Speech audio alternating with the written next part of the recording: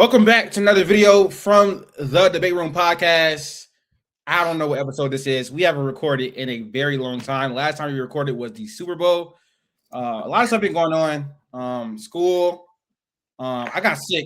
I got sick like twice in February. I've been getting sick a lot this year, so that's why we've been away from the podcast. Also, had a conference tournament. Bam Adebayo scored 83 points. That's a lot of stuff as soon as you know, a whole bunch of random stuff just start happening as soon as March opens. So we're back though. We're back to being consistent. I promise. My schedule has been a lot more free now. So we're back and we're coming back with a banger because we're gonna be talking about NFL free agency, which got off to a really hot start as soon as their teams were eligible. We've seen a lot of trades. A lot of failed trades that we're going to talk about soon. A lot of big signings. It's not a lot of big names because a lot of the big names aren't free agents, but it's been an action-packed, eventful start to NFL free agency through the first 2 days. So we're going to talk about the biggest moves of the first 2 days of free agency and our winners and losers. We're going to do a deal or no deal segment as well. So let's get right into it. We'll start off with a deal that was one of the biggest moves of free agency in the trade deadline period, I guess. Not trade deadline, but, there's trades, obviously, NFL free agency as well. So Maxx Crosby, we thought he was going to the Ravens for 2 first-round picks, 2026 and 2027, and some additional assets. But today, like 3 hours ago, we heard that it got called off because Maxx Crosby failed his physical. Now, for context, I'm pretty sure anyone watching this knows he was forced to sit down at the end of the year and get a surgery by the Raiders. And I'm pretty sure the Ravens were cognizant of that he had knee issues, but maybe the extent of his injury was not communicated, or they got cold feet about giving up 2 first-round picks for a 29-year-old edge rusher. And with Trey Henderson still on the market, they decided to go in a different direction. We don't know. The conspiracy theories have been floating around over the last few hours. I think that's not a crazy thing to think, that they got cold feet and had just like a change of heart where it's like, we can get Trey Henderson for maybe $35 million, but we don't got to give 2 first-round picks to do it. But that's neither here or there. So the Maxx Crosby trade falls through. His $30 million is going back on the Raiders cap sheet. He's still on the Raiders for the foreseeable future until he gets traded again. And the Ravens lose out on a top 5 edge rusher in the world. They also lost a whole bunch of free agents as well already in this period. So that's really what we're gonna be talking about. I guess we're gonna start off with initial reactions. Q, Max, I'm gonna start with Q. What was your initial reaction when you got the notification from Adam Schefter, Diana Rossini, that this move was being called off by the Baltimore Ravens? As a Baltimore Ravens fan, Q, what was your reaction when you first saw it? Well, first off, when free agency opened up, or right before free agency opened up, when Lamar had dropped that little thing, I had one in the Discord. I'm like, bang, because I knew something was happening. I already heard the rumblings. I'm like, all right, boom, we got somebody. I knew it was Max. So things was lit. But then it's like, we gave up 2 first-round picks, which is like not like we never did that before. We never traded a first-round pick for any type of player, let alone 2. And this was 14 in a bad year where we finally get we have very good draft luck. Like, there's never going to be a chance where you would think the Ravens, Bengals, and Chiefs would be in the top 15, drafting because of the level quarterback. So that's great value. When we gave it away in that first, it was a great deal. But then between that and then losing Tyler Linderbaum and then losing 2 first-round picks and then losing everybody else, it's like the whole team got depleted. And there's no avenue to get better because Cat not good. There's no avenues outside of those people. So maybe they got buyer's remorse between a sketchy physical and everything like that. Maybe they just backed out. It's kind of bittersweet because we lose Maxx Crosby, but we get our 2 first-round picks back, and we have avenues to add to the team because, like I said, we don't have no likely we don't have no tight end 1 or 2 or 3, no running back 2 or 3, no D lineman, no center, no guard. Need another corner. need another wide receiver. Like we were never going to be able to get those things, and I only had him to get those walked out the door. So, like I said, bittersweet, kind of expected. I'm gonna just chalk it up to buyer's remorse. Max, what was your reaction to when we told you in the group chat? I guess because we told you. I did not learn from Rossini or Schefter. I heard it from when Latif just texted Hey, me. man. Coming up on the road, man. I like literally I only go on Twitter during free agency and trade deadline. That's the only time I'm really on Twitter, and I should probably get on it more. But I mean, strictly on the Ravens side, obviously I'm not a Ravens fan. I think you can definitely look at it two ways. If you get your picks back, or we lost Maxx Crosby. Either way, you did lose significantly a large piece of your team with Linderbaum gone, likely gone. Even like Charlie Kohler, he went, like everyone kind of value for them left. Everyone with connection left. But I guess it's not the worst thing in the world because you did get a new regime. Jesse Minter's in there. He's going to want to get his guys. But the ripple effects that this sends out to the rest of the league is huge, in my opinion. Again, I think at the end of the day, if I had to pick where Crosby's going to go, it's probably to Dallas. I'll still probably say he goes to Dallas. Dallas is the one team that I think this doesn't affect a whole lot. I know they were in the running for Maxx Crosby, and I think they still have that effort, I guess. The package was not there, and it probably gets a little less now if teams are scared of injury concerns. But Dallas did not make let me make sure the exact signings. Dallas had cap space. They wanted to sign him. Sorry, they wanted to trade for him. All they got was, let me make sure.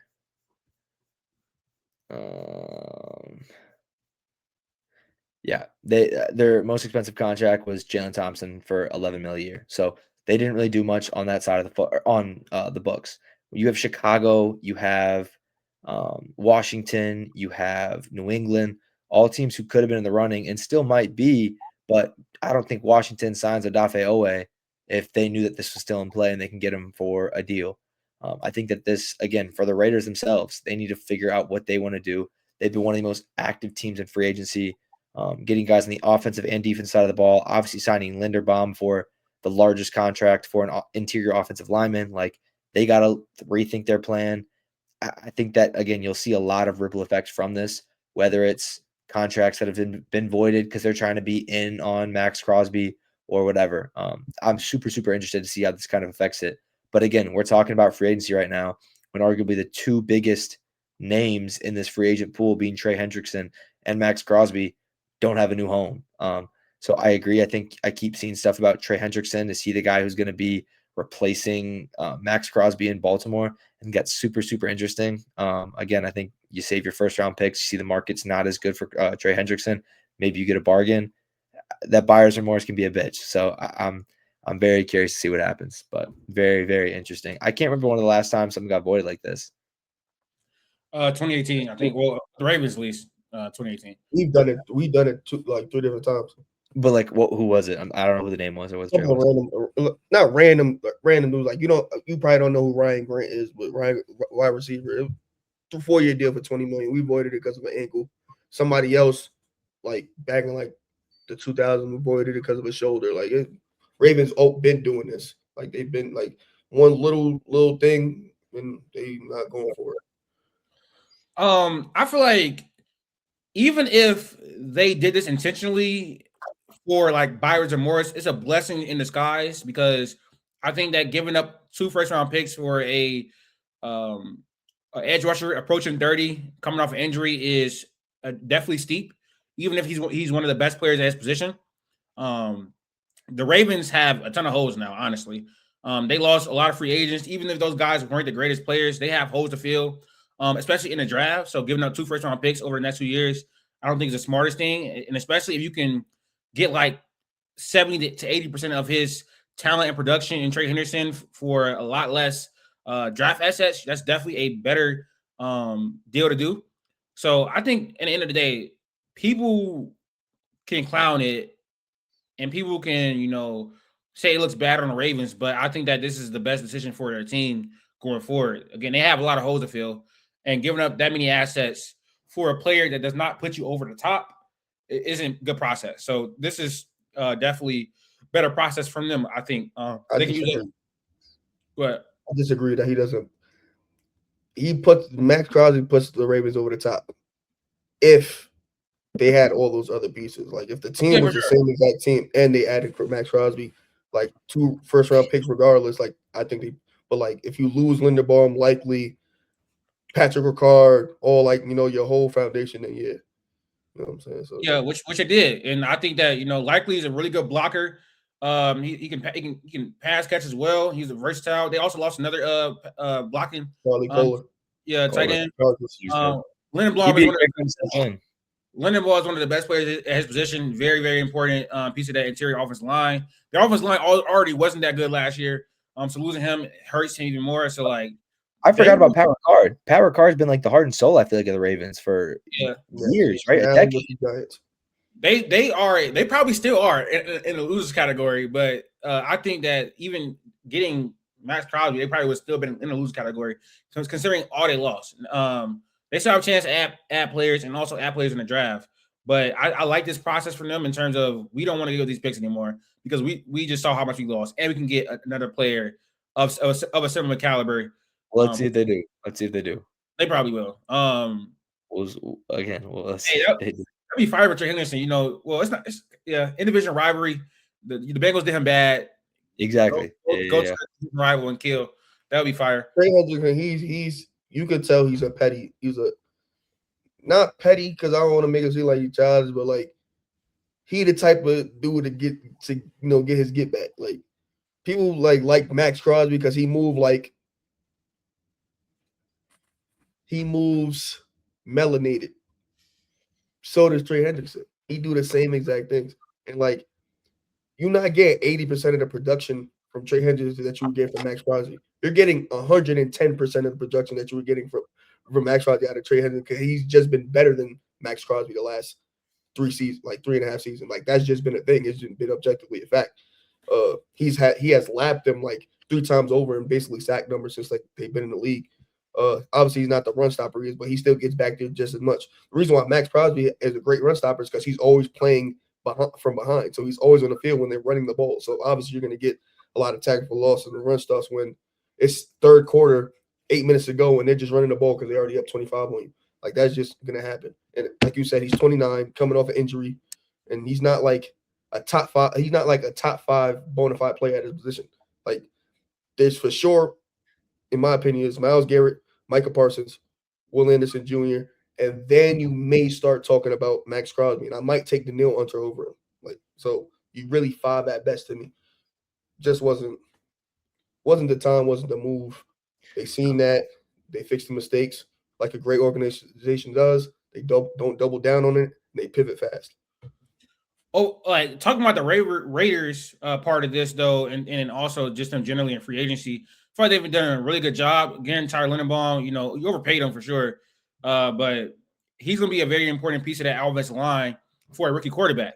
And I think right now, if they do draft Fernando Mendoza, which I don't think he is the best player in this draft, I think he's a borderline first round pick prospect in general. Honestly, I don't think he's that good, but they're setting him up really nicely with a really good play caller, with what's probably going to be a good offensive line. Ashton Genty, Brock Bowers. So they're setting them up pretty nice. They added Kenneth Walker. They added some other pieces on the defense. I don't think Maxx Crosby is staying, but this team has like the bones of a competent team drafting first overall. So a lot of the moves they're making are in the right direction, especially I love the Clint Kubiak hire. So I think I like what the Raiders have done in free agency with the quality of players they have, the money they've spent on these players. This obviously complicates things in terms of what they can do going forward because now that they still have $50 million left to use, but that is like that's probably depending on the quality of player, maybe 2 to 3 players. Probably 2 or 3 players. And they could have had $80 million, which is like 4 to 5. So that complicates things. But overall, I like what the Raiders have done this free agency period, and I think that they're one of the early winners of NFL free agency, which we'll get to a little bit later. Let's talk about a team that was a Super Bowl contender this year, and then they've really leveled up. The Rams traded for Trent McDuffie, an all-pro caliber cornerback, and then added Jaylen Watson, who is a pretty good cornerback 2 in most contexts. Cornerback was their weakest position by far. I think they let up 8.9 yards per pass last year to cornerbacks. They were one of the worst secondaries in the NFL, and that was a really big hole for them. So adding Trent McDuffie, who can play in the slot and on the outside, Jaylen Watson, who is a solid cornerback too, really good moves for them. Max, what do you think of adding Trent McDuffie? They gave a lot for him, a haul, including the first round pick in this year's draft, and then the subsequent move again, Jaylen Watson. Yeah, I mean, I don't, and again, we still got to talk about Cam Curl. Cam Curl he has his moments, right? Cam Curl, I don't think he's a bad player at all. I know he was removed with the Bears for a second, but again, they did not lose much of what made them great last year, and a lot of that is Chris Shula. They kept Chris Shula, and now Chris Shula has a lot of new toys to play with on the defense side of the football. Yeah, I mean, again, even with their weakest point being defensive back, their team is so stacked. Stafford had such a great year. They have an elite receiving duo. They got Higbee back, so you have still your plethora of tight ends you could play with.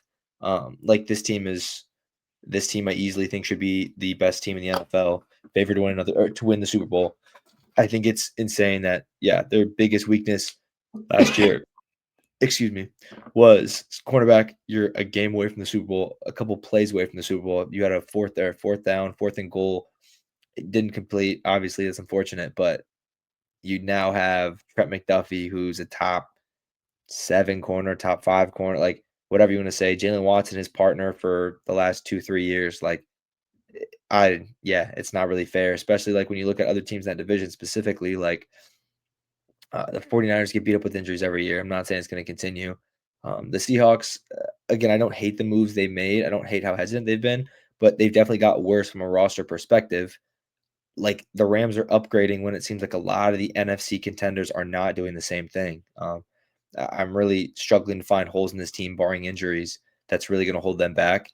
I guess the only thing that actually could hold them back is the age of Matthew Stafford. But on the defense side of the ball, I mean, you still have your playmakers in the front: Fisk, Puna, Jared Verse. No, sorry, Puna's on the Chargers. My fault. No, Puna's on the Rams. Why am I? Yeah, I keep going back and forth. I think this team is poised to make another run. And I don't know as it stands right now who's really going to stop them. Yeah, I agree. After getting Trent McDuffie, adding Jaylen Watson, I think that the Rams are the clear favorites for the Super Bowl next year. I think the Seahawks lost a lot in free agency. A lot of the key pieces to their championship run, they lost, including Kenneth Walker, Tariq Woolen, amongst other names. And I don't think Tariq Woolen was that great last year, but he did play really well in the second half. Kenneth Walker was obviously pretty good for them in terms of his explosive plays. But adding an all-pro corner to one of the worst cornerback units in the NFL last year, adding Jaylen Watson, who's a competent cornerback too, with their defense already in play, with their pass rush already in play, and how high-powered their offense is, I think this is a team that right now should be the betting favorite to win the Super Bowl before the season starts, before the draft starts. That I think that it's an excellent move for the Rams. They've done the F them picks things for a while, and it's paid off. But I think that this is a risk that is worth the reward. Just seeing as Matthew Stafford doesn't have that much time left in this league, right? So you got to go all in on the moves that you're making, and this is an all in move. They paid him as well, and he's pretty young. He's really young. And he's really good. So this move, he can potentially be a part of the team for the long haul. They still have a top pick in this class from the Falcons. Yeah, I forgot about that. I forgot. Which they can use to get another player as well that fits with the timeline. So I think it's a great move. From the Chiefs' perspective of this whole type of thing, I think that this is an offer for Trent McDuffie that you cannot. You had to accept this offer. You can't deny this offer at all. I do think it hurts to trade a player of the caliber of Trent McDuffie. This is an elite player, an elite cornerback, 2 All-Pros in his first 4 seasons. That's pretty much unheard of for a lot of players. And it is the consequences of back-to-back off seasons with bad deals. The George Karlaftis deal, bad. The Bolton deal, bad. And now you don't have money for an all-pro player in Trent McDuffie. So it's the consequences of your actions over the last 2 seasons. With I think that Brett Veach and the whole ownership group and the front office decision making has done a bad job in free agency over the last 2 years. And now it's coming back to bite them with a player like Trent McDuffie walking out the door when he was a cornerstone of their last 2 Super Bowls. I think, right? He was there for 2 of them, I think, if I'm not mistaken.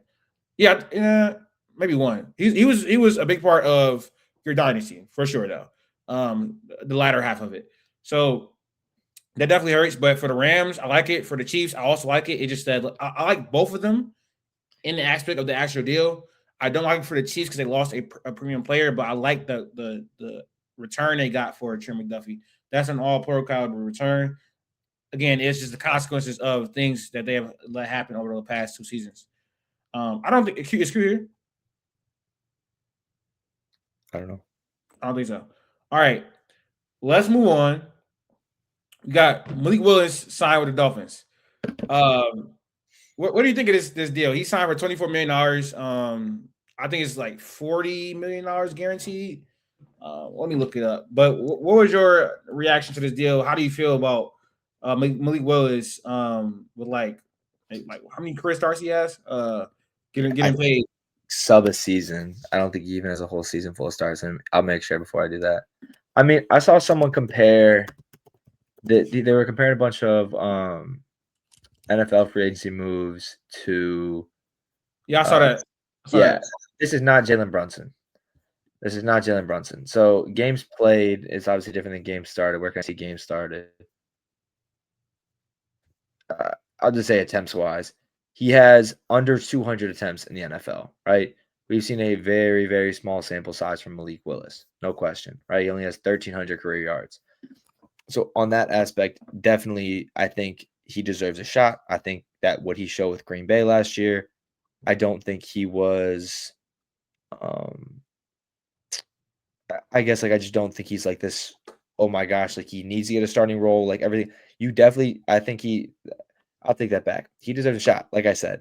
But I don't think anything he showed me in those games was so outworldly that I think that it demands a $30, $40 million a year contract. I think that Miami has nothing going for them right now. I think that even with Malik Willis there, I don't think it's going to change a lot. But I also don't think Malik Willis should be shamed for what happens in Miami. They don't have an O-line. They'll probably get rid of A-Chain or Waddle. They need to rebuild and restart. And unfortunately, I don't think Malik Willis is definitely going to solo or backpack that team. I wish he would have went to a team maybe like Atlanta, where you could put him in a great offense with a good O-line and great weapons. Again, they have Michael Penix. I understand that. They got Tua. But I would want to see him play with an actual team versus kind of getting the keys to the car with Miami because I haven't seen enough for that. Again, I think with what Malik did last year, the win against us, the Ravens won, but still played very, very well in his short stint. I don't think in my mind this is like, I don't know what Miami's expecting to get out of this. I think he could be, I don't even know. I haven't seen enough from Malik Willis to really give a full rating yet. I think people who are automatically counting him out, I don't agree with. And I think people who automatically think that he was great off his short game stint last year, I don't agree with as well. So I need to see a full game sample size, a full season sample size from Malik. And unfortunately, I don't think that he'll get a fair one in Miami because Miami is a complete rebuild right now. Miami doesn't have anything. And I think that that's not fair to him and his position he's in right now. I think this deal was one of the most riskiest things I've ever seen, to be honest. It's not a ton of money. I think it's $24 million a year. 3 years? Right, 3 years? 3 years. Yes, I think it's about $24 million a year. It's about $45 million guaranteed, but I think there's a chance this can go really, really bad. Malik Willis has 155 passing attempts in his entire career. He has like 6 games started throughout his entire career. When you remove like screens out of the equation and like short passes, I think he has like below 30 true dropbacks in his entire career. Like this is extremely risky. He has a very small sample size. He in his time starting, he has been an incredibly good scrambler. He's been able to make big throws. But I think that things for him have been really scripted we have no real sample, like really no real sample of him just being a drop back passer and dicing up defenses without like stuff being super scripted for him. He's able to like scramble and he's able to improvise really well. But when teams are actually like dialing that stuff up and stuff like when teams are actually scheming for him and scouting for him, I think that it's going to be in completely different situations. So I think that he should have had a 1 year prove it deal. Honestly, I don't get signing him for 3 years, $45 million guaranteed. I don't know why any team is allocating that much assets to him. I don't understand why he was like the highest QB on the market. He has 6 career games played.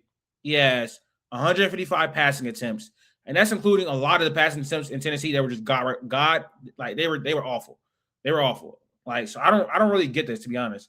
I never really understood the hype with Malik Willis. He definitely looked good in the games he played in 2024, 2025 with Green Bay. But again, that's just such a limited sample size. 155 passing attempts. Like that's literally nothing.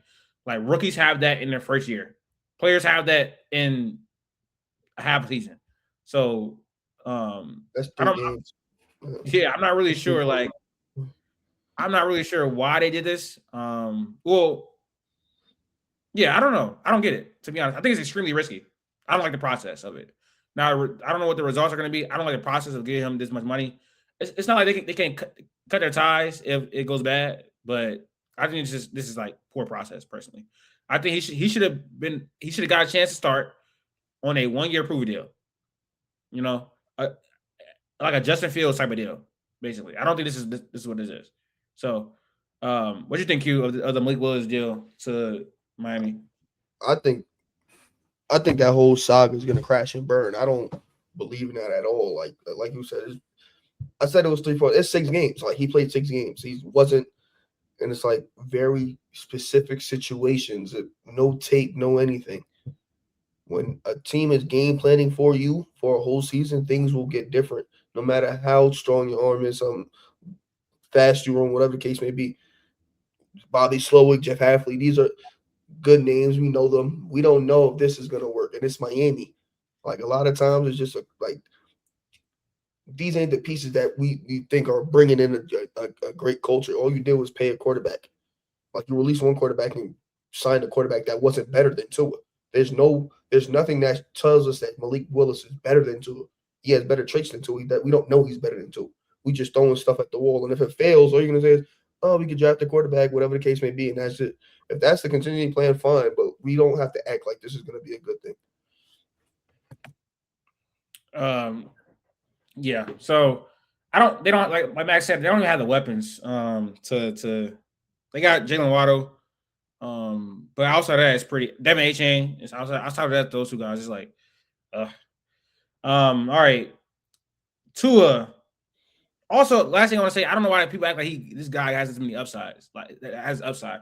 People are acting like this is gonna be the next Baker Mayfield, next like you are Malik. Huh? No. People are acting like this. People, I think teams right now, like they have been trying to find the next Sam Darnold, Geno Smith, Baker Mayfield, like Sure.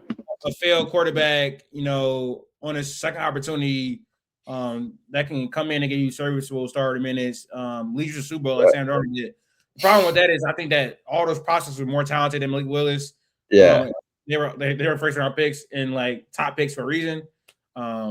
So I think this has a chance to really go bad for them, to be honest. But we shall see. I do think he's definitely improved from his time in Tennessee. To what extent, I don't know. Tua is another quarterback that can potentially have that Geno Smith, Baker Mayfield, Sam Darnold career revival after being a top pick and then not working in his first destination.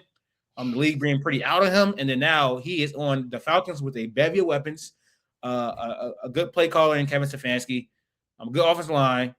I'm gonna ask you this, Max. Do you think Tua can rejuvenate his career on the Falcons?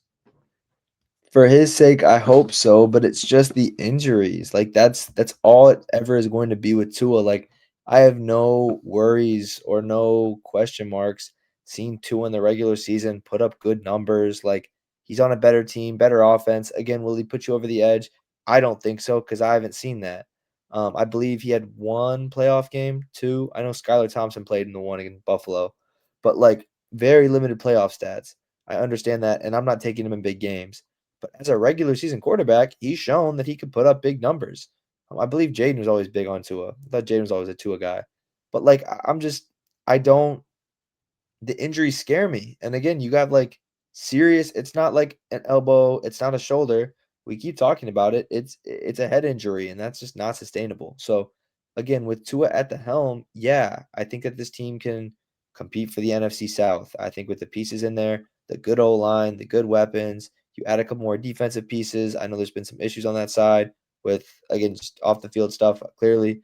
But like I think that this team, especially in the AFC South, like the Panthers got better. The Bucks are still solid. The Saints are there, but no one's running away with the division. And I think a team, if you can get some sort of Tua from 2 years ago, whatever, when they're putting up 70 points in the Broncos, like, yeah, that's going to win you games. That could win you the division. But like, I'm not going to take him, injuries or not, in a big time game in a playoff matchup because I just haven't seen Tua perform at those levels. But all that goes out the window because I get it. It's not an expensive deal. It's low risk, but the injuries just stack up, and that scares me. I know a lot of Atlanta Falcons fans don't like this move. For the value of the $1 million contract, this is great. I'm not gonna lie. I think it is personally. This is very low risk and very high reward in the sense that Tua can lead the Falcons to win the division. He just can't. The division is not that hard to win. They have weapons. They have a good offensive line. They have a good play caller. He's not getting paid any money really whatsoever. At worst, he can compete and start for a second while Michael Penix come back from injury. And then whenever he's ready, you go with Michael Penix. But like the overall quarterback situation in Atlanta is terrible. But Tua specifically, like get him for $1 million. This is a quarterback that can play well in the regular season, especially in a good situation. We've seen that he's proven that in a really good, like when he has a good situation, he can put up great numbers. When the situation deteriorates, he's going to deteriorate along with it. Tua is pretty much an average to below average quarterback who fluctuates with the situation. But the situation on the Falcons right now, I think is pretty good for a quarterback.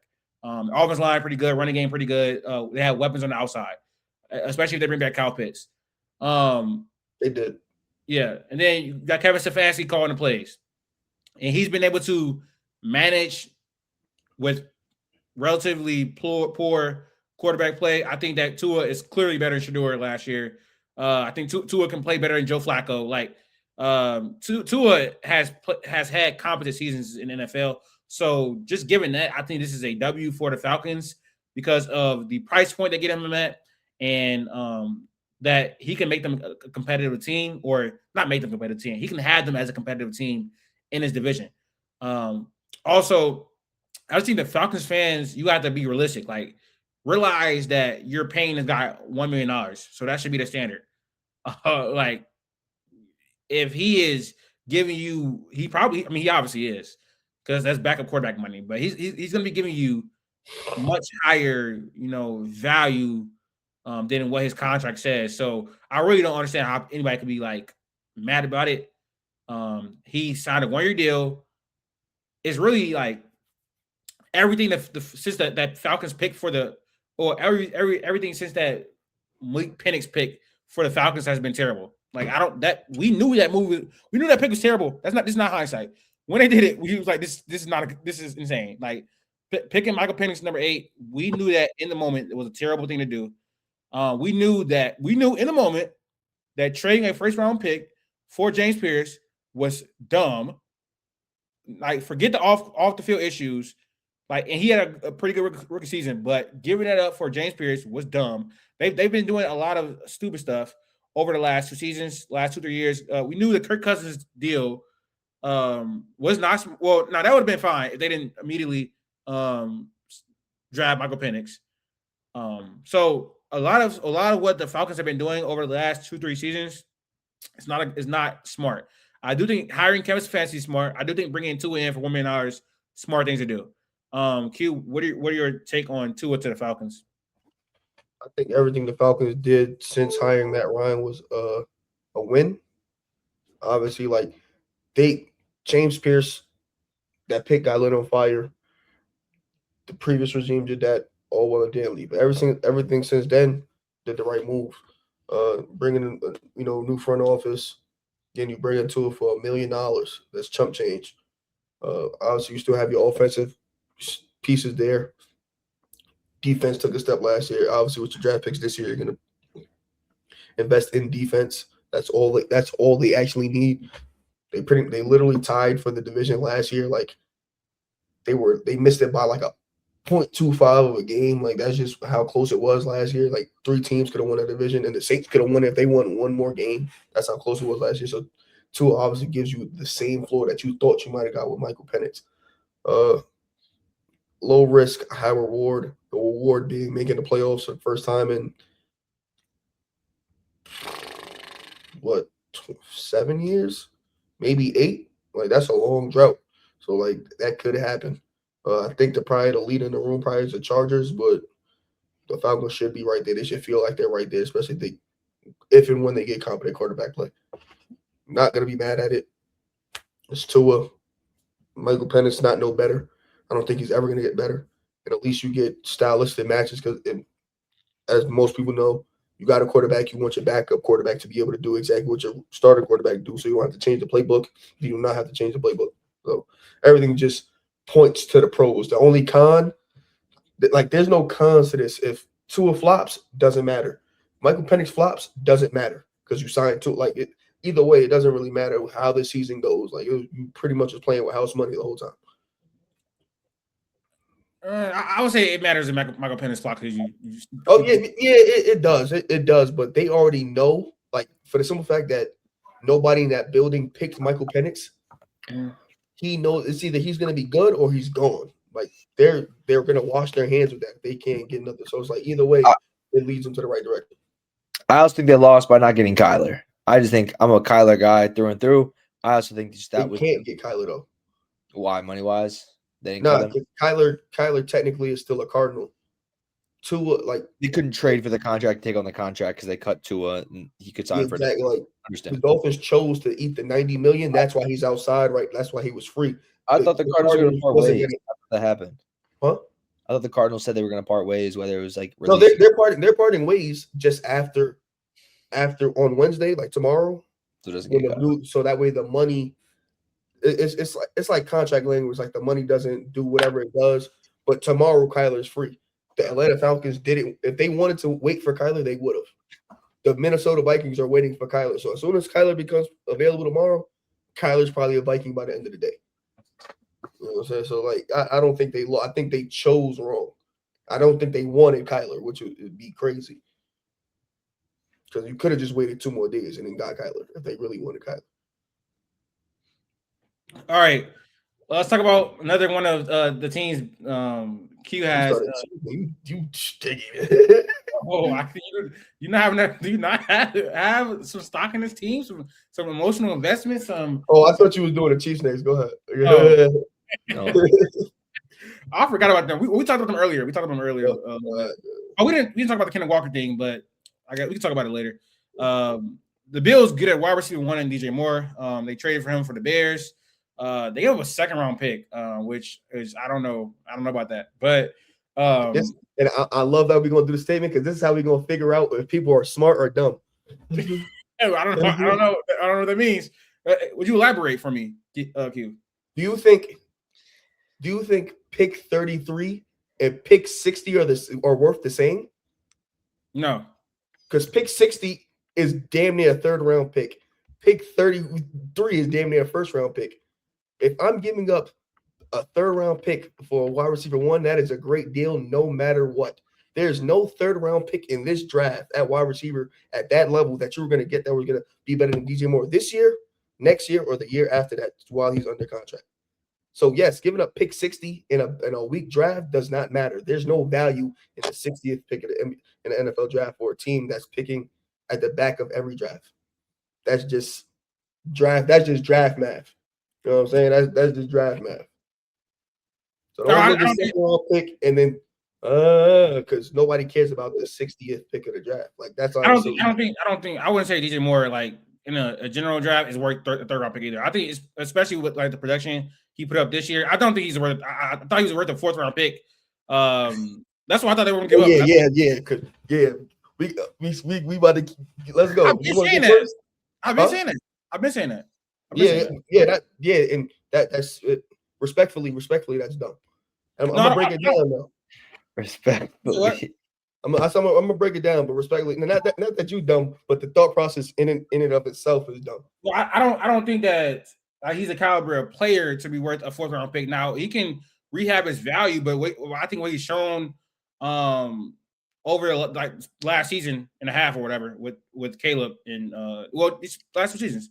I don't think he is worth that right now.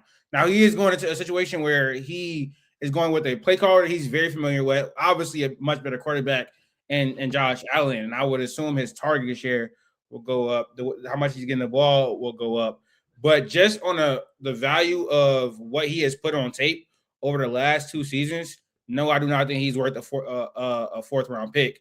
Do you think AJ Brown is worth the Howie Roseman offer? Do you think AJ Brown's worth the Howie Roseman? Would he decline like a first and a third? First and a third? First and a third. What did they decline from the Patriots supposedly? A first and a third. Okay. For a wide receiver who you would say is better than DJ Moore, but also coming out of down season, who has injury history, who's a locker room. I think a lot of players. I don't think a lot of players are worth the first round pick. Honestly, a lot of players are not worth the first. And I would semi disagree. Just with I do feel like there are misses out. I think there are like a lot of players are worth the first round pick.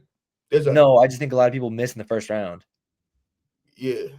Coming from a Bears fan. There isn't first round talent. There's only 15 first rounders in the draft, but in every draft, there's anywhere from 10 to 20 Pro Bowl to all pro level players in every NFL draft. It's just people. I mean, like to trade.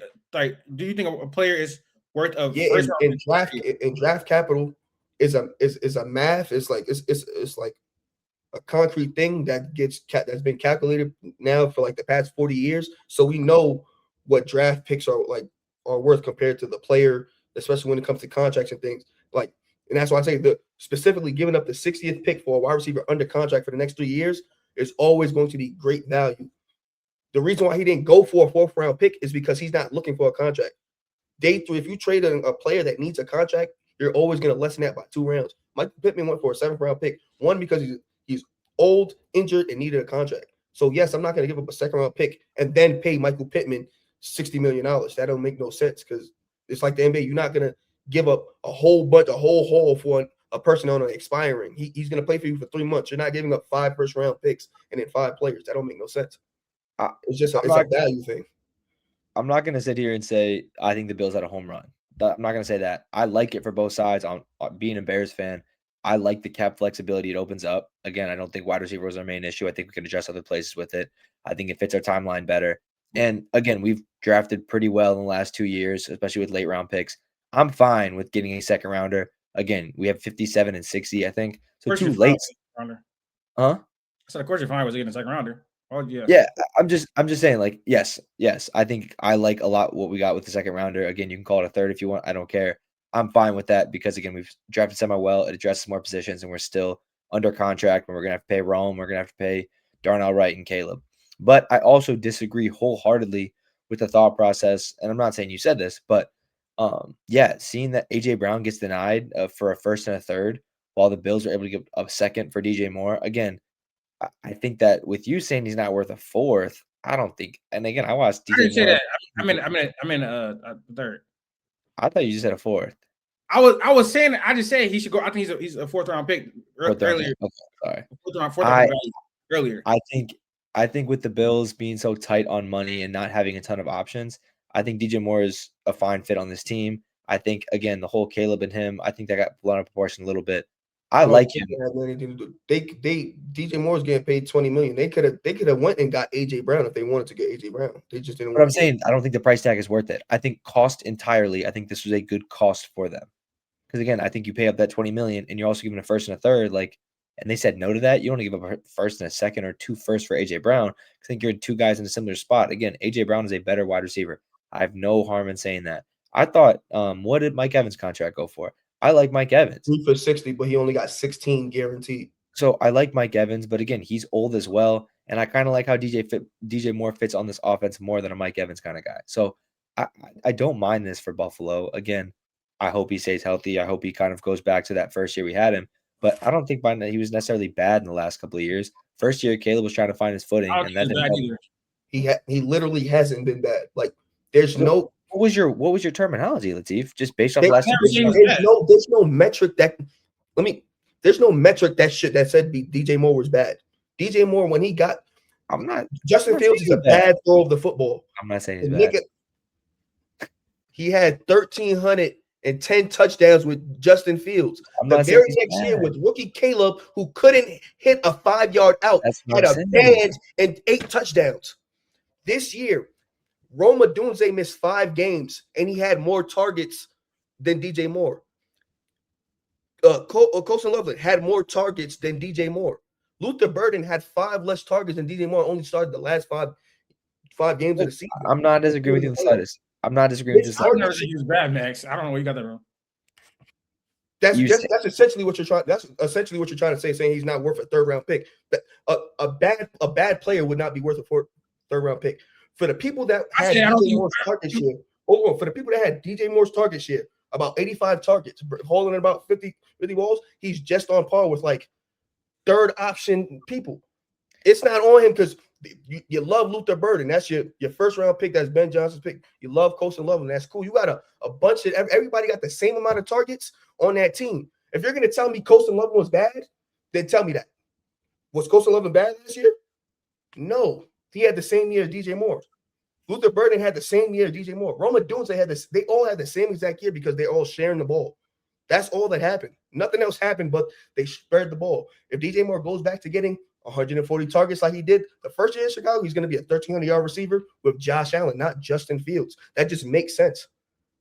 DJ Moore for the last 3 years has been one of the 5 best wide receivers against man on the outside. Like, that's what he does on the outside. He's been doing that. He's been racking up 1,200-yard, 1,100-yard season. That's been a thing. Nothing slowed down at all. He just had a quarterback that was, at this point, inaccurate. That's all it is. And you got a bunch of weapons. He's going to the fucking Bills. Who the fuck on the Bills taking targets from DJ Moore? Josh Allen threw the ball to him 140 times. You know what Stephon Diggs was before he got to Buffalo? He was DJ Moore. 1,000 yards, maybe 900, 11 yards. He gets to Josh Allen. Stephon, not a Pro Bowl wide receiver, just a regular low-end wide receiver one. The same way you think DJ Moore is, around the same age, and became a 3-time All-Pro because of Josh Allen. He got target share. That's all that happened. DJ Moore has never been bad. He's just on a team that he's not the number 1 featured guy anymore. They're just sharing the ball. Context. So even if you disagree with my assessment, right? Well, I'm really talking to Max. I never said he was bad. My thing is that over the last 2 seasons, he has not produced like a player that deserves a 2nd-round pick. That's my whole point. I guess what Q's trying to say is there's reevaluate your assessment by using context. No, I know all the context. I said it before. I said that already. I said he didn't get that many targets this year. I said that. You didn't mention the year before Fields. Huh? You didn't mention about the production the year before Fields. What about it? Like, he was productive with with mediocre quarterback. He was a featured when he was a featured part of the. He was a featured part of it. That you conveniently left that out to make this. He was a featured part of it, Caleb. He was. What? The first year. Yes, not this year, but he also had, and he was just inaccurate quarterback. And he was just inaccurate, and he still found a way to get 1,000. So again, I already acknowledge the context. I know the context of his situation in terms of him being deprioritized. I said that in the beginning when I said that. I said he didn't get that many targets as he did the previous 2 seasons. This season. Now I think that we do have to. Some of it was just on him. Like, he frequently. Not saying it was like a whole bunch of plays, but he'll give him routes. When he is not strictly targeted, like he just it was at a point. You think that's a newfound criticism of DJ Moore? Like you think that just started happening? No, but it was more prevalent over the last 2 seasons than when it was in, especially his freshman year on the Bears. He was. I think that his relationship with Fields played a part in that. I think, that him being lazy on routes because he's not getting the ball is not like a correlation to him not being good or him not being worth. No, I'm saying that his fall off in production over the last 2 seasons isn't just on Caleb being inaccurate. Is my point. Like he played a part in why he wasn't as effective as the previous season with Justin Fields as well. Like he can't just. What I'm saying is there's him giving up routes is like bottom of the list of the reasons why he may have fell off. Like that's go watch your favorite wide receiver tape. Just go watch your favorite wide receiver tape and just watch every single rep. They're not giving their all on every single rep, even if they're not getting the ball. Like we're just gonna pick and choose the people that we're gonna use to dignify that with. The thing about with DJ Moore is that he did it in key moments for the Bears. He did it in key moments, and it wasn't just the one in the last game. That's equivalent of you in class and the dude in the back of your chair hit you. You turn around and hit him, and the teacher seen you. Like same thing still happening. It's just because the teacher seen you doesn't mean the other person ain't do bad either. Everybody all doing the same thing. I know. I'm just saying. It's more amplified in a situation where it's just and based on that, just because it's more doesn't mean it's like a bigger thing. Like it's when we have our own ideas and biases, whatever the case may be, we tend to use certain things and worry about certain things more than the other. Like a wide receiver giving up a route because he didn't give a ball. That's been happening since the dawn of time. Obviously, if AJ Brown probably gave up on that same route 100 times. AJ Brown had a really big issue like this year with giving up a route. Sure. And what I'm saying is it doesn't matter in week 2. Y'all seen him do the same thing in week 2. Who cares? But he did it in the Super Bowl. It's gonna matter a lot more, even though he's been doing the same thing. It's just we pick and choose when things when things tend to matter. Like, but things like that don't like drastically make DJ Moore a worse player. He wants the ball, and he's a number 1 wide receiver on a team that he isn't getting number 1 wide receiver targets. He's watching a bunch of people go out there, get a bunch of bread and a bunch of yards, and he's sitting on a team with that drafted another wide receiver in the first round, another wide receiver the next year in the second round, and a pass catching tight end in the first round. Like right after he had his career year. That's for anybody that'd be crazy. Like that's just okay. My time here is done, and I'm out of here. Look what happened. He out of it, and I bet you 5 months from now, start of October, when he done had 3 straight 100-yard games, I bet you're gonna say he was worth the second round pick. Because all that other shit don't matter. My thing is with DJ Moore at this point in his career, and why I said that he wasn't worth that, and Max wasn't privy to this because he's not a Discord. But I think that right now, at least, he's a low end. Did you guys have the same conversation, by the way, in the Discord? Kind of, not to this full extent. I just said I think that he's a low end wide receiver 1. I do think it's going to obviously play better in Buffalo because like I said in the beginning of my monologue, he is going back to a play caller that he has a lot of familiarity with, and Joe Brady, who is now literally leading things as the head coach in Buffalo. He's playing with second best quarterback in the league. I said all these things before. I said all of that. Yeah, and this I get it. I don't want to cut you off. Wasn't trying to cut you, and because I heard all of that. The thing is, if you would have said that all at the end, if like you would have just thought that in the reverse order instead of like how you thought it, you literally gave the reasons to why he would be worth that 60th pick because of all the other things. We both know the context, and I think we agree on the part where that he's going to improve in Buffalo. Probably he's going to, very likely he's going to improve in Buffalo in terms of his numbers and production as a more feature option with a play caller that has familiarity with him, and they had a good relationship, right? We agree on that part.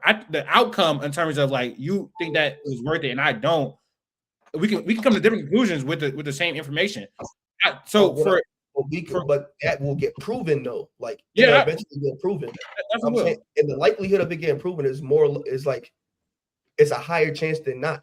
You know what I'm saying? And we could have got to that solution if we would have like we could be different. We could differ now. Either way, one of us could be right or wrong. You know what I'm saying? And at the end of the day, when we get there, we'll figure it out. But there's more proof of concept for the low end wide receiver one going to the super talented quarterback and good play caller being worth the pick. Like I said, I've seen a worse version of the player get traded for a first round pick to the same team who wasn't worth who was barely a low end wide receiver one at the time and became one of the 10 best receivers in football for a 4-year stretch. Like it instantly became worth the first round pick, even though at the time they were having the same exact conversation. A first round pick for a wide receiver that does nothing in the league, is a locker room cancer, and it talks. It hasn't done anything in the league. That happened like literally 5 years ago. You know what I'm saying? I think we could use that history and formulate a different opinion. I just looked into some numbers in terms of his because I want to emphasize that it's again, I don't think that a lot of the conversation it's like, okay, he was in a different role. Caleb hasn't been accurate at all. Well, not at all. He hasn't been accurate over his first season in the NFL. It's been flashes and stuff like that, but he also was not creating the same amount of separation as he was in 2023. Like his target separation is down over the last 2 seasons in comparison to his 2023 season. His yards per route running was down. Like his metrics were down, independent of just like Caleb just missing passes and like that. And also him being targeted were down over the past 2 seasons. So it's not just like Caleb hasn't been good enough for him. He hasn't been targeted enough. It's also he's not getting open as much as he did in 2023. I haven't looked into any drop numbers because I don't have time for all that. But I don't think from what I watched, he doesn't have like a drop problem or anything like that.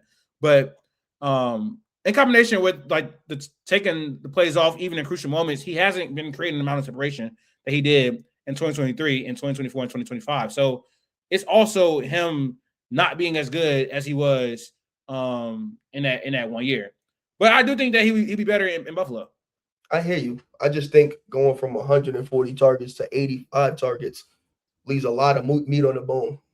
Like if I get double the targets, I go from 700 yards probably to 1,400 yards, and we're not having this problem. But obviously, he wasn't getting 140 targets. So yes, a lot of it has to do with target share because if you go from 140 targets to 80 targets, you're not going to have 1,000+ yards. That's just math.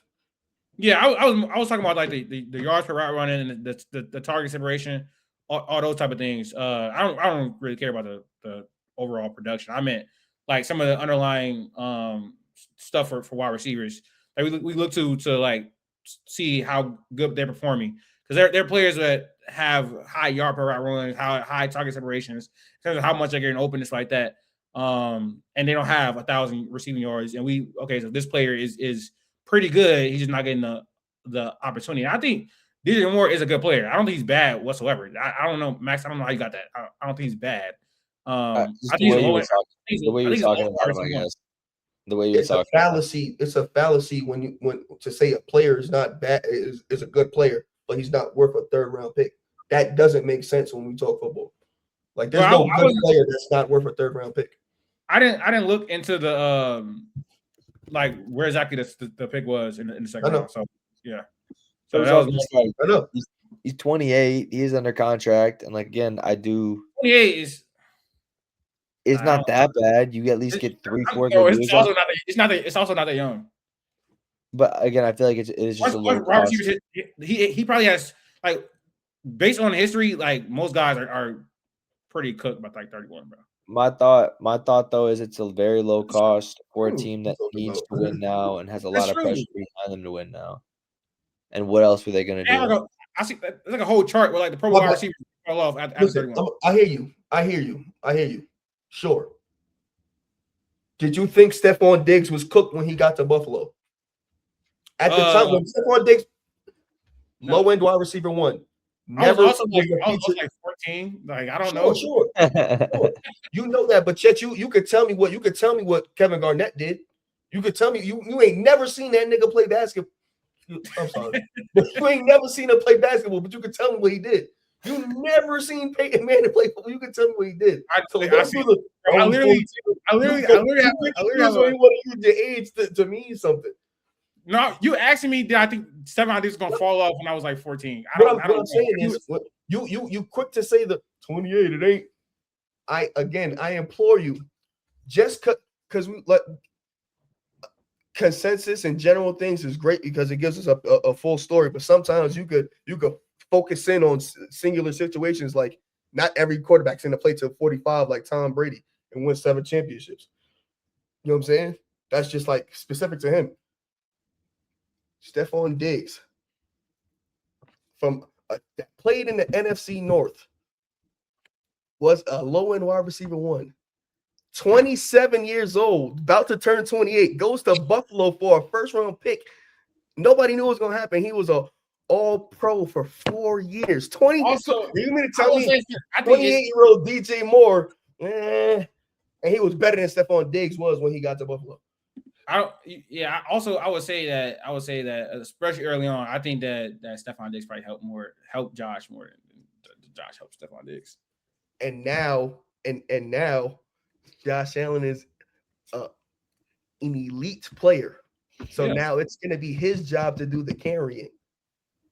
Yep. And he's going to make DJ Moore a 1,500-yard wide receiver. I don't know about 1,500. I don't know about that. You want to put some bread up?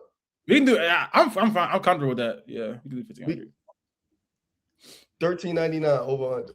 Okay. 1,400. We don't do 1,400. We gonna do 1,400. Wait. How much you guys putting on this? This is Buffalo we talking about. If DJ Moore gets to 1,405 in week 15 and they're 13 and 3, they're not playing week 17 or week 18, so he not gonna have a chance to get 1,500. But you're not gonna kill me because in week 17 he got 1,405 and 10 touchdowns. Hold on. Let me look. That hurts Stephon Diggs. I think Stephon Diggs is pretty fine, man. He's pretty fine. Did he not get over that? He got to 1,400. I know he got 1,500, right? I got it right here. What year? What year are we looking at? He got 1,500 in 2020. Yeah, first year 1, fresh 27, a year away from falling off. I don't know. I could do that. Bet. How much? What's up next, man? We do 50. $13.99. Good deal for Chicago. Good deal for Chicago. You didn't need DJ Moore because you got Rome, you got Luther, you got Coach. Yeah, I was gonna say you see the value on our side, correct? Like you see the cap hit. It just makes sense. Yeah, okay. You got too many mouths to feed. On the Buffalo side, not that anybody got worse, but you had too many mouths to feed, and that's just okay. Yeah. And now you got another second round pick. Go get you an edge rusher. Go get you a left tackle. Go get you another guard or something or a corner and call it a day. Great move, Ben Johnson. All right, let's play. That took a long time. Let's do deal or no deal. NFL free agency edition. So when I say deal or no deal, if you think the deal was a good move, you say deal. If it's not a good move, you say no deal. Okay, that makes sense. All right, this is TikTok. Yeah, I mean, yes, it is. I actually got to pull up some deals because I don't have them like memorized anything. Let me see. All right, first deal up. Alex Pierce signs a 4-year, $160 million contract extension with the Colts. And then it is $60 million fully guaranteed, up to $80 million fully guaranteed. Is this a good deal or a bad deal? Deal or no deal for Alex Pierce? No deal. First, barely 1,000-yard season on 40 catches. I know that sounds great and incredible. All that tells me is you could run one route and one route only. And that's exactly true for Alex Pierce. I think they let go of their second best receiver and signed their third best receiver to big money. by letting go of Pittman. I think Josh Downs is actually the best receiver. Too much money for Alex Pierce for somebody that cannot run a route tree.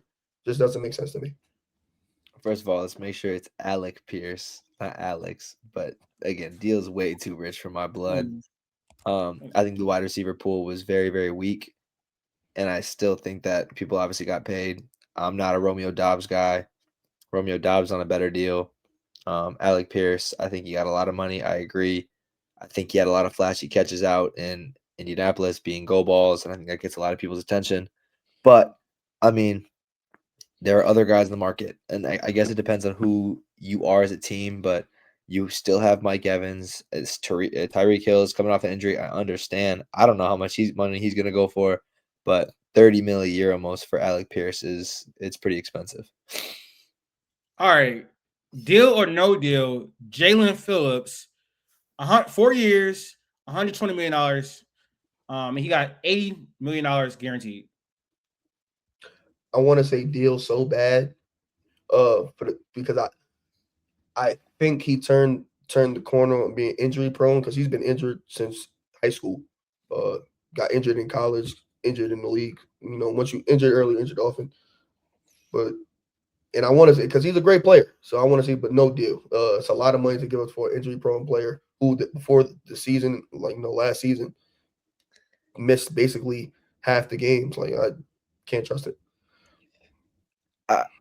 I'm gonna go with deal. I do know the injury concerns for sure, but I think with the other pieces getting Devin Lloyd, I think that helps me out a lot more, knowing that you're shoring up this defense side of the football. I know you lock up a lot of money there, but you have Derek Brown, you have Jaylen Phillips, you have Devin Lloyd, you have J.C. Horn.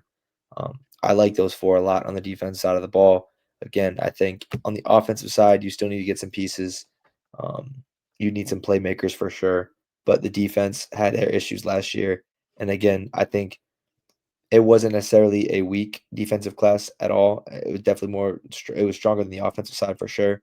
Jaylen Phillips is not always a name that pops off the paper, but I think that when you look around, I mean, Odafe Owe got 4 years, $100 million. So you have other guys getting money. Was Trey Hendrickson right? I don't know. He fits your timeline.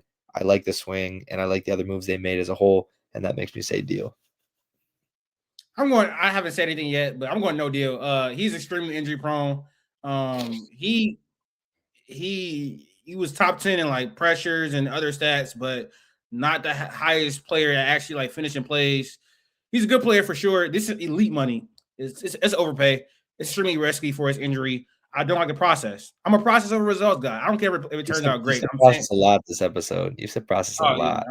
Yeah, you late, but I'm process over results. That's my. No, I understand, but it's also how you do free agency. So I get it, but you just said process a lot. That's all. Yeah, but yeah, that's too rich for my blood. Considering his injury history, considering his production as well, he's not a top 8 edge rusher in this league. He's not, and that's what he's getting paid like top eight edge rusher in the league. The thing with free agency though, you're never gonna free agency is to overpay for the good player, not the great, because you're never gonna get a great player on the market ever. Great players don't become free agents. So free agency is so those good guys can actually get some money, because they're never gonna. Jaylen Phillips is never gonna see that contract again, and that's just a gimme. I agree with you. Next deal up is Tyler Linderbaum. 3 years, $81 million, fully guaranteed, I think. Yeah, no, I'm sorry. It wasn't fully guaranteed. $60 million. It was insanely front loaded though in the first year in signing. I'm going to say deal for a lot of reasons.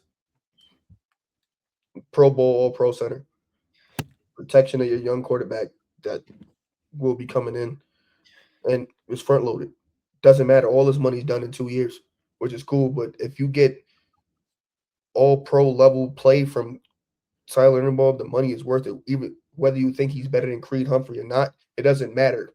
Somebody's worse is always going to get paid than the person better. That's just how it's just called timing. It's like timing in your birth certificate. That's all that it is. And he earned the money at the right time. He went to a team that was going to give it to him, and they're going to be fine. Even if they don't win a Super Bowl, they'll be perfectly fine paying Tyler Linderbaum that money. Same way the Colts ain't done nothing in 10 years, and they're perfectly fine paying Quentin Nelson all that money to be guard, because it's just you don't pay good players. Go ahead, Max. I 100% agree. 3 points you said. Again, I think the front loading it gets scary, but it's also like, yeah, you're off it in 2-3 years. But I think the biggest thing is you're buying into Fernando, no matter what you think of him as a prospect, getting him an You all-pro don't want center. to be off him. You don't want to be Huh? off in 2 years because when his money's up, you're just going to extend him if he was good. But like my thing is like the Mhm. risk factor is like, yeah, you're paying it all up front, like in first 2 years, hoping he's not getting injured, whatever. But you're buying into Fernando, and that's what you have. You're probably going to swing with him on the first pick. Awesome, great. What's the best way to do that is to get weapons and put him in a good situation. And again, the O line has been shaky for the last couple of years. You're getting pieces right now to help that out. Like this again, this with the Maxx Crosby thing, we'll see what happens with it. But they have now put a team in place that seems to be competent or seems to look like it could work for Fernando. All right, next deal is gonna be 4 years, 70 million for Wan'Dale Robinson. Is that a deal or no deal? Oh, I'm cool. This is a deal. I'm cool with the deal. My theme for me is always going to be a deal when it's a young team, young quarterback. They got money, especially if it's to pay for either a weapon or to protect said quarterback. I think it's always going to be a good deal. Wan'Dale as a slot receiver showed himself this year. Gonna be cool as long as they get another guy. If it's like a Carnell Tate and Wan'Dale Robinson, I think that's a fine wide receiver duo for Cam Ward and Brian Dable to work with. That's perfect. Obviously, the familiarity there with Brian Dable, I think everything is just lining up perfect. Same thing, front loaded, like 36 million guaranteed. It's not like that big of a deal. I'm also going to roll with Deal. I think when you look at the other contracts that were rolled out there, I don't think Wan'Dale Robinson is necessarily wide receiver one, but I'm taking him over Romeo Dobbs, and I'm looking at the other guys who are making right around 20 million a year, and I don't think it's that bad. So competitively, again, as the years go on, contracts will get more and more. I think you're buying in heavy to Cam Ward. Again, like I said with Fernando, you're buying heavily into your young rookie quarterback who Cam Ward, again, through a terrible year, showed a lot to me. I think a lot of just very, very good plays. Looked at times like he has the potential to be a great quarterback in Nashville, but I really think that it's not that much of a risk in my opinion. Again, 20 million a year. I think you'll see that going forward. And yes, you'll probably get a rookie receiver. So you have a rookie on a contract. That's not that much, and a wide receiver two, if you want to call it, for 20 mil. It's going to even out over time. And I just think competitively, when you look at the other receivers around the league going forward, it was a weak receiver class. You're gonna have to pay. I don't mind it that much. The 4 years is whatever, but All right, deal or no deal. Kenneth Walker, 3 years, 43 million with $28 million guaranteed. Deal or no deal? I'm going to say deal.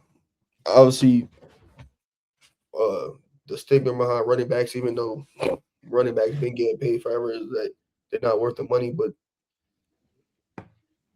you need a running game. You need a production. You need it established. And the Chiefs just don't know how to. Haven't been able to figure out that position for the past 6 years, pretty much. Like, and you sometimes you got to pay for what you got. The Rams, they don't draft or develop corners well. What they do, they go pay, trade and or pay for them. Chiefs did it just now, just to get some stability. Even if they draft another running back, doesn't matter. But you have somebody that can pretty much get you positive yards on a rush. Like he's not a great blocker, not a great pass catcher, but he can run the ball, and you're going to be able to do that, especially with Patrick Mahomes coming off an injury. If he gives you 2 years of solid running back play, it's worth it. And that you don't have to pay him after that. It's pretty fine. Whatever they were the gonna fill, like whatever piece they can probably do through the draft, they don't really got money to spend anyway. Other than that, there's nothing. There's no other probably player that they could have spent money in this offseason that really probably would have drastically changed what they had going on. Other than like this right here, they probably could have got a guard, but that would have wasted up all their money. It probably would have never worked out because no guard on the market is that good enough to be given that much money. Next. deal. I don't really have much else to say. It's deal. I like Canine, obviously. They need weapons. I think that again, running like buying on a running back can be scary. Don't get me wrong. Yeah, I'm biased towards Canine for sure, but I think that this will be good at least for 2 years. Um, Huh? he's Bias for Kane, that's he's getting. I think he's definitely Kenneth Walker is getting overpaid. We got to be honest. He's getting overpaid. I think that the reason he's getting overpaid is because they have missed on running back so much. Like they're basically getting paid? I mean, you think Ashton Genty's getting overpaid right now? Does that even count in a rookie deal? They're making about Kenneth Walker's making $4 million more than Ashton Genty right now. That's I think that's a significant amount of money, but even then, like running backs get paid that. Like that's $40 million. Like that's he got a rookie. What Kenneth Walker signed was a rookie running back contract. Like that's I would say he's getting overpaid because I mean, well, let me look at it. How much is $14 million in terms of running backs? Let me see. It's like close to top. He's not a top of the market running back. I understand it's free. But neither is Ashton Genty, is what I'm saying. And most first round, like the same exact contract he got now is the same exact contract he signed when he got drafted. But we would expect money. We would expect Ashton Genty to severely outplay that contract early in his career. Is he now right now? And we want to look on a 1 year basis. Was Ashton Genty a $10 million player? No, but I think that's because he is heavily impacted by a situation of the terrible offensive line last year. What is playing a $10 million contract for a running back if you don't value running backs? Because Saquon Barkley ran for 2 bands. He overplayed his contract. You weren't giving him $30 million a year. Yeah, I know. My thing is though, I don't think K9 is a top 10 back in the league. So I don't think he should have got top of the league money. I just don't think he did. I think that the Chiefs course corrected or they overcorrected because they have not basically neglected running back since Kareem Hunt. Not like they haven't spent or since Clyde Edwards-Helaire. They haven't really spent a premium asset on a running back in a while. Isaiah Pacheco outplayed his draft position by a ton, and now they're in a position where they had to give $14 million to Kenneth Walker. Do I think he's worth $14 million? No. I think you're crucifying the Chiefs for doing something that is the point of free agency. Free agency literally is to overpay for the things that you don't have or can't develop. Like I stated 10 minutes ago.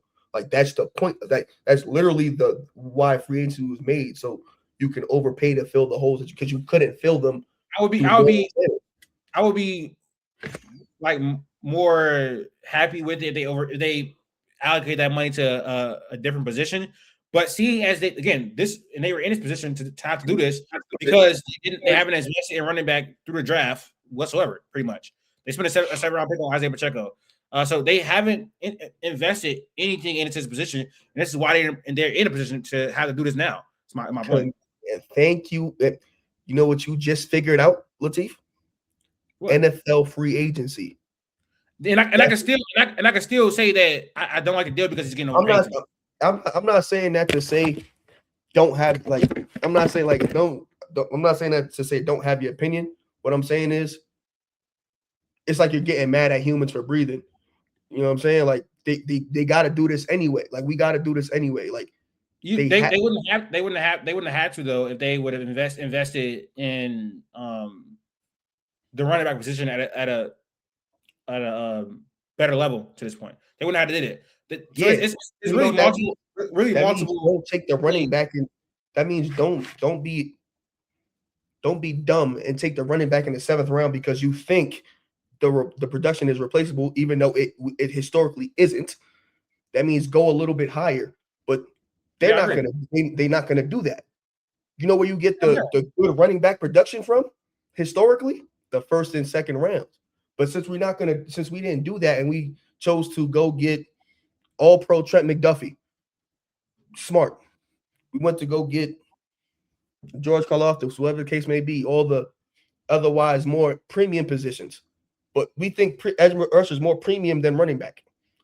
The edge rusher that they got that they paid is not a better player than the running back like they just paid just now. So just because position value is a thing doesn't mean pay one and not the other. Like K9 is just a better player than George Karlaftis, regardless of positional value. They can't develop running back. So they went and paid for it. They don't got to spend that money on guard. Is the 4th highest paid running back in the league right now. Yes, and based off, if you look at those, you're gonna see names up there that you're like, how if they didn't get paid yet? Just because especially first round running back contracts, first and second round, they're getting about $45 million a year. So it's gonna be high. So I think that again, that's what I was trying to say. Like them having to. I personally think overpay for Kenneth Walker is the consequences of multiple actions over the last few seasons to not invest in running back, and now this is where they are, and this is what they have to do because it's such a big need. Because I looked into the numbers last year, and I thought they were being like run stuff a ton. They really weren't, and because they have the literally worst two combination of backs in terms of their run blocking wasn't great, but they don't have any explosiveness. Like Isaiah Pacheco looks like he's running fast, and he's not at all. Kareem Hunt is a really good short yardage back, so I hope they keep him around for that. But he's making the same amount of money as Jonathan Taylor. Jonathan Taylor signed his deal 3 years ago. That is relevant, right? He signed his deal 3 years ago? Yeah, it's relevant. Well, yeah, because of cap going up. He's making $1 million less. He's making $250,000 less. Well, I'm sorry, no, like $700,000 less than Derrick Henry. And I don't understand Derrick Henry's age, but like he's the best running back in the league. Yeah, and what you're saying is, regardless of inflation, no matter how that means what you're saying is that at the time that they signed their deal, the cap was probably about $250. The cap is $300. What you're basically saying is, even if the cap is $600, Kenneth Walker still got to make $9 million. You know what I'm saying? That's just never how it's gonna go. Why would I? If the cap going up, the contract. James Cook also signed his deal last year. Is making a lot less money. Like, I don't know. The cap did definitely go up, but the cap went up. He's getting overpaid. He's getting overpaid. Like James Cook is much better than him, and signed his deal last year. Their deal is also going to be ending. I just don't find value in the conversation of when we know every year the cap is going to go up and the team is going to need a player and the player is free. They're going to have to pay more to get the player because they're getting bid on. I would say he's grossly overpaid though. Like he shouldn't be close to anywhere near James Cook money. Again, I'm not gonna stifle. I'm not gonna say, yo, you're not. Even though the market, the cap went up and all this, I'm not gonna tell Kenneth Walker to take $5 million per year because James Cook is better than him. That doesn't matter. Like it doesn't matter at all. Like just because LeBron was vastly better than Zach LaVine. A max contract's a max contract. That's $55 million. That's it. Like that's just how it goes. I'm not taking less because you think, you know what I'm saying? Like you're gonna offer that. I recognize that Zach LaVine contract is terrible. Sure, but that's just not how contracts is given. I think we're gonna be in a perpetual cycle of doing the conversation. Not just us, but I'm in general. No, I get what you mean. Once we start understanding what free agency is for, we won't be so up in arms about things and start saying, start throwing it around. Because it's just that, like I said, when the cap goes to $500 million, I do not give a damn if a running back is getting $14 million. They need it. Trent Mcduffie is not the best corner in the league. He's not the second best corner in the league. He's not the third best corner in the league. He's not the fourth best corner in the league. He's not the fifth best corner in the league. He's not the sixth best corner in the league. He may be the seventh best corner in the league, but he's getting paid like the best corner in the league. And he got traded for a first, a third, a fifth, and a second next year. He's nowhere near that value. Nowhere near that. No, he's not. Nowhere near that. But you're not going to say that. You're not going to come up here and scream that the Rams overpaid. You're not going to do that. I would say the Rams did overpay, but they have a realistic shot of winning the Super Bowl next year. So with the Chiefs, but you don't think so because as of right now, because you sucked it. Take away the Kenneth Walker deal. If the Chiefs have a perfect rest of the free agency and draft, the Kenneth Walker deal don't mean shit. Same way, overpaying for Trent McDuffie doesn't mean shit to the Rams because everything else is fine. The only fucking thing they can't do is draft and develop secondary players. So they went out and overpaid for them like they usually do. They overpaid for Jaylen Ramsey. They overpaid for Aqib Talib. They overpaid for Marcus Peters. because that's the only way they're gonna get the players that you realize fix the hole however it's done, and that's what they did because they already had the perfect team. I understand KC right now isn't the perfect team per se, but if I just give them the benefit of the doubt that they're gonna fix the team, then I'll be fine with I should be fine with overpaying for Kenneth Walker. Same way I'm fine with the Rams overpaying for Trent McDuffie, or for the Raiders overpaying for Tyler Linderbaum, because they don't got the position, they got the money to spend for it, and they can fix it right now and then go into the draft not worrying about certain things. I don't got to worry about in the 4th round, let me try to pick up this running back because I don't got a running back. Let me just go get a corner that I think I know for a fact I could develop. Like, because that's just Chiefs. They can't develop running back, but they can develop corner. Yeah, I don't think it's a crazy deal. I don't think it's like, it's blasphemous, it's crazy, nothing like that. I personally, I feel like I think it's fine to say, like, okay, this is an overpay. He's not worth his money. I don't think he's close to worth. No, I believe it's overpay. I just wanted to put the context out there so we understand. Like, it's not like the world is falling, because I feel like when running backs get paid, people act like the world is falling. I don't think the world is falling. First of all, Kenneth Walker is a good player. Is a position of need, but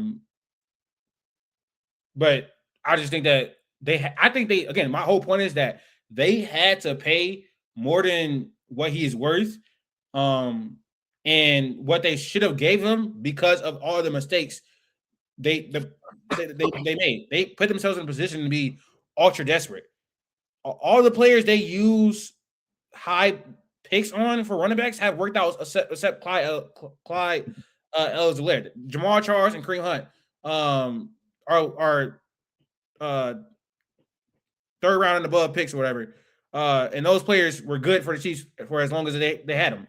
And Kareem Hunt has came back and been good again. In a relative situation. So yeah, they refuse to use high picks on the running backs now. And now this is the position they're in, which is fine. I just think that it's okay to say that and also say that, like, okay, he shouldn't have got his money. This is overpay or whatever. I would have said it pretty much about every team did it. I would have said it. Travis Etienne also getting a lot of money, like relative to where his standing in the league is. But I don't think there's much guaranteed on here, to be honest. Kenneth Walker's only 25 though. That's crazy. I mean, not really though. He didn't. I feel like he's been in the league longer than that. He's 2 years younger than Travis Etienne.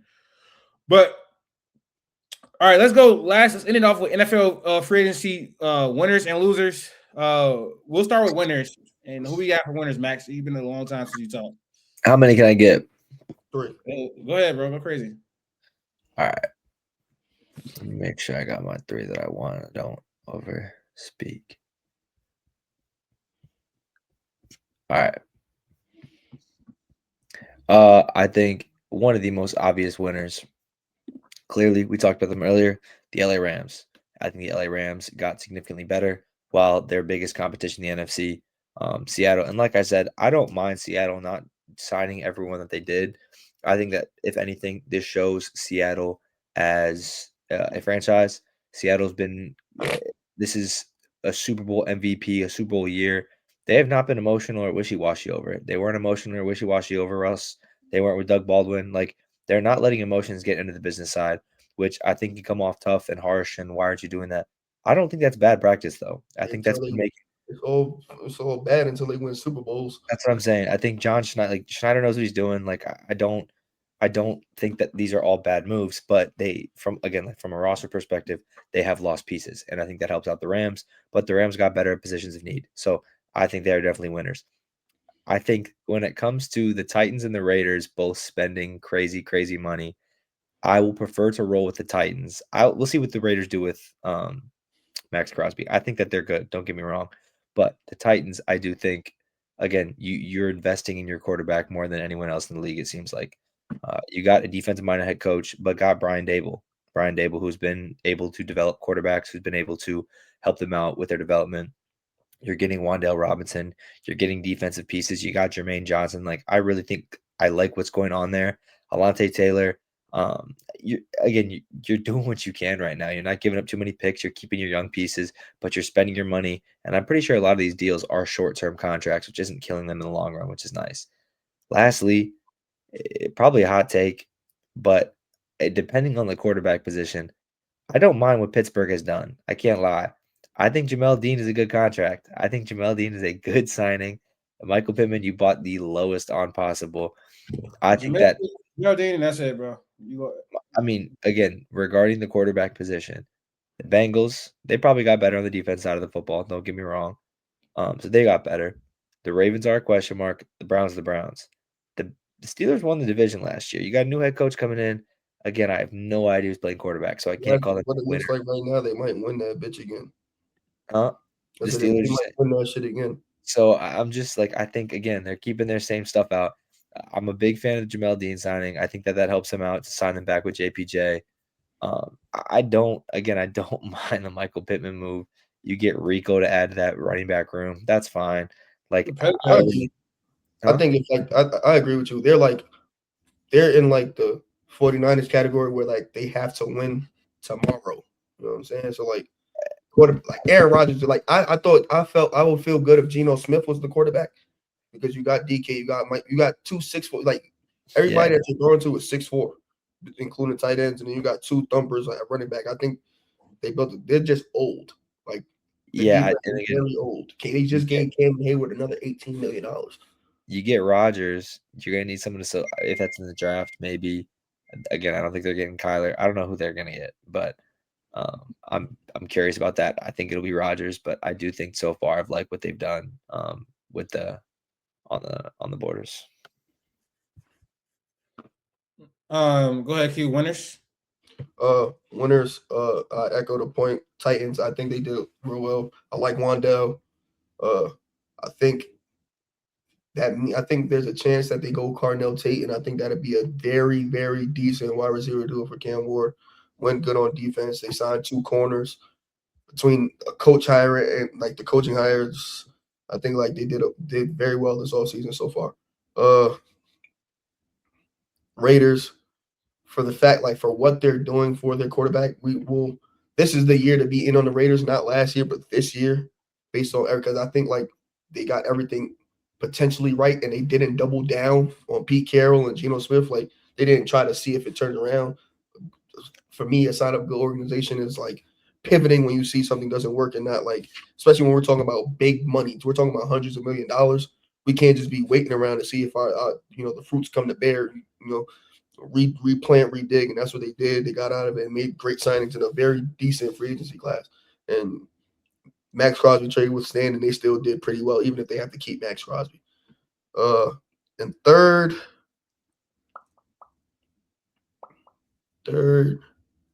I'd sneaky say the Patriots. I mean, they didn't come out with obviously there's no all pros or Pro Bowl sitting around in the free agency, but Romeo Doubs, a decent addition to the wide receiver room. Elijah Vera Tucker, if he's healthy, that drastically improves that O-line. Reggie Gilliam takes from the Bills. You add to your roster. Now you get a very good blocker and helps in the running game. And then you get Draymond Jones to add to the pass rush after losing Chase on, who I think who's better than Chase on. So I think the Patriots low key again did well in free agency.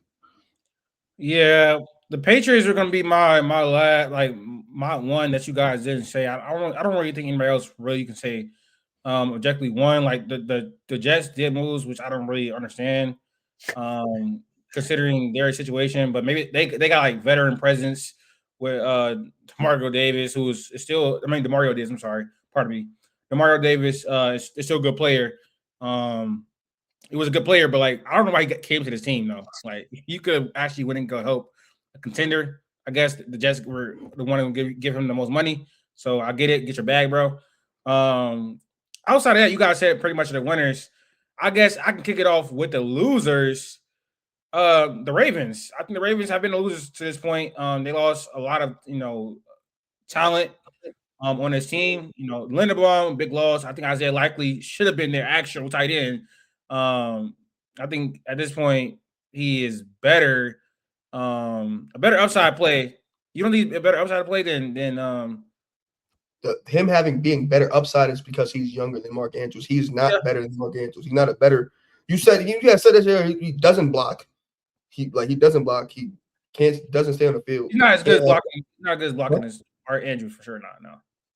No, like Mark Andrews is just a better player. Like people don't want Andrews to be better than Likely, but he is. Like that's just the if like he really was if like he wasn't better than if he was actually better than Mark Andrews, we wouldn't be keeping Mark Andrews through all the shit that happened.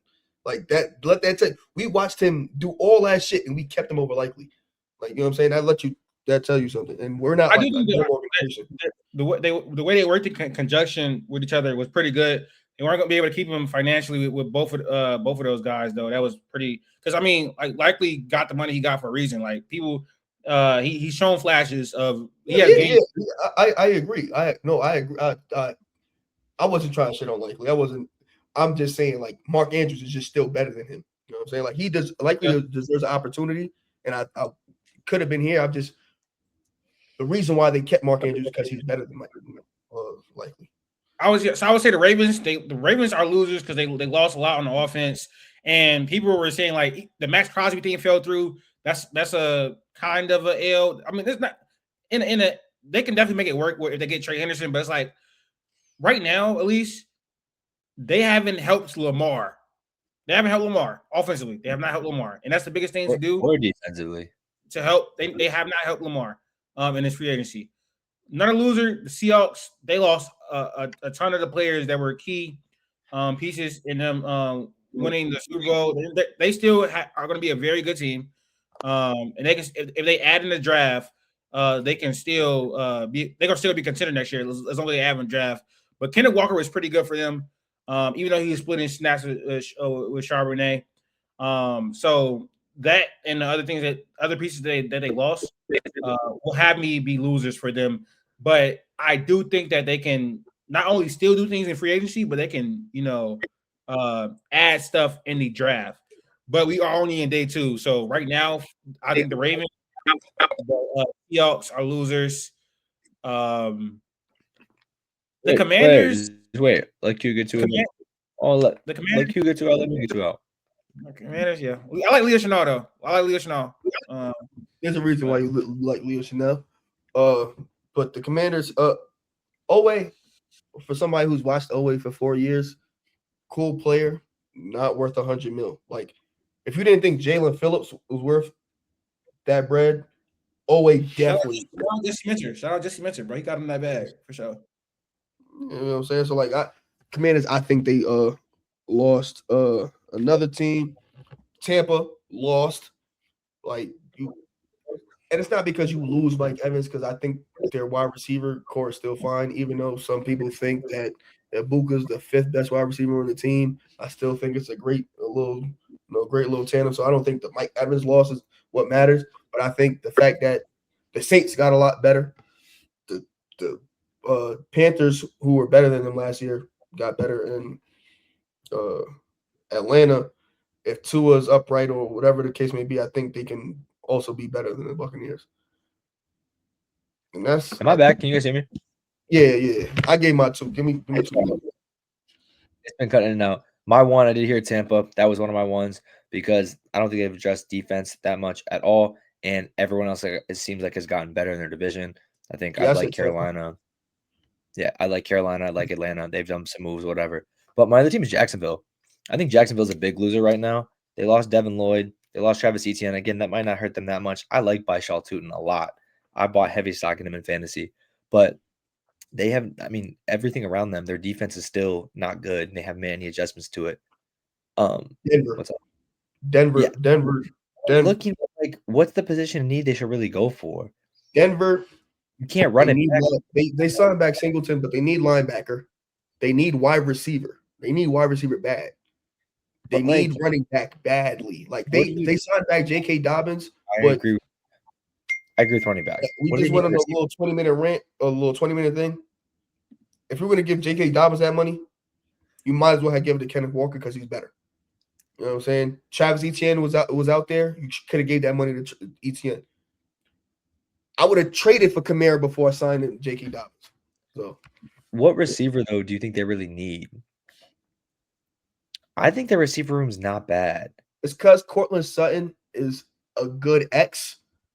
You're trying to put a bunch of slots around him. So I think like if they would have paid for Wan'Dale Robinson, I'd have been cool with that. Okay. I don't mind it, but I think Jacksonville has just not gotten better I like Tennessee. I don't know the Colts, but I didn't mind what Houston did either with shorting up the defense more and getting some offensive line pieces too. So I think Jacksonville got worse. All right, that's gonna do it for our trade deadline episode. At least the first 2 days. If anything else major happens, we'll make a video on it, and then we'll talk about the NBA. A lot of stuff happening. Shea just wrapped up MVP. Yeah, sports is popping right now. I mean, the last 2 nights have been crazy. How many games can he miss? How many more games can he miss? 5? No, it's got to be more than that. No way. No, it's 5. He only has 6 games left, and he missed one more game. It's 5. It's either 5 or 6. I'll look it up later. Not important. But what? All right, that's gonna do it. For the episode. We'll see y'all later. How many more games?